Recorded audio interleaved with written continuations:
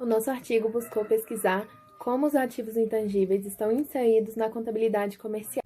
A contabilidade comercial é um dos ramos da contabilidade que trabalha com o controle de entidades comerciais, empresas que lidam com mercadorias e comercializam produtos e serviços. Ela permite que as suas empresas e administradores possam controlar e compreender o seu caixa, auxiliando na tomada de decisões para garantir maior probabilidade de acerto e maximizar os lucros e economia. Os ativos intangíveis são ativos não monetários, identificáveis e sem substância física. Eles oferecem benefícios econômicos e financeiros futuros das entidades e também agregam valor de mercado para elas. Além disso, eles são componentes cada vez mais importantes do patrimônio das empresas. No Brasil, o seu tratamento contábil é bastante complexo e normatizado pelo CPC 04, mas é muito importante que as informações sobre os ativos intangíveis sejam claras e detalhadas, tanto para a gestão das empresas quanto para a transparência contábil. Os ativos intangíveis têm algumas características essenciais. Eles devem ser separáveis da figura da entidade, então eles podem ser vendidos, trocados e podem ser feitas operações comerciais com eles.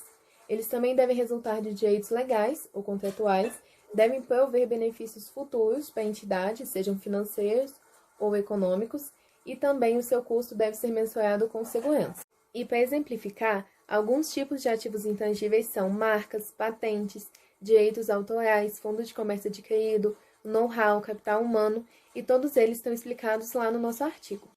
Então, de acordo com o pronunciamento CPC 04, para que um ativo intangível seja reconhecido e colocado nas demonstrações contábeis, ele precisa trazer benefícios para a empresa e precisa ser mensurado com facilidade e de maneira confiável.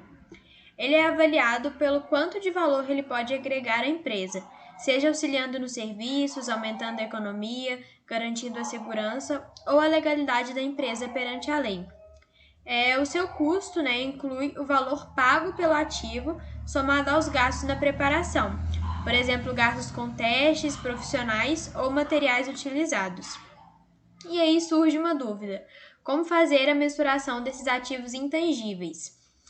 Geralmente é feito através do valor de aquisição do mesmo, seja ele comprado separadamente ou por uma combinação de negócios, incluindo também os impostos e as despesas para colocar esse ativo em uso.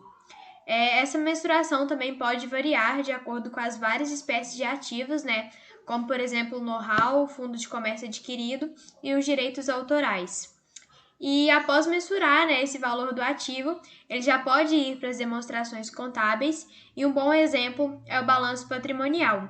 Os ativos intangíveis ficam localizados em ativo não circulante na categoria intangível. Para apurar a vida útil de um ativo intangível, a gente precisa primeiro saber se ela vai ser medida por tempo, com o período de uso previsto, ou produção, com o volume esperado de se obter através do ativo. De acordo com o pronunciamento técnico CPC 04, essa classificação de vida útil pode ser feita entre indefinida, na qual ele apresenta um limite previsto para gerar um fluxo de caixa líquido positivo e não sofre amortização, mas nesse caso precisa ser feito o teste de impairment periodicamente, que é basicamente a demonstração de quando um ativo de uma empresa apresenta redução na sua capacidade de gerar lucro, compensando o valor que foi investido nele anteriormente. E pode ser também definida, com um período determinado para geração de entradas líquidas e, nesse caso, sofre amortização.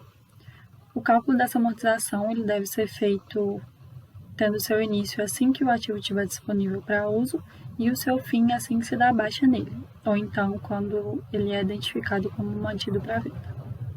De acordo também com o pronunciamento CPC 04, para a gente obter a divulgação desses ativos, além de distinguir se ele foi gerado internamente ou se trata de um outro intangível, a gente precisa seguir algumas regras, algumas informações que são necessárias de se obter.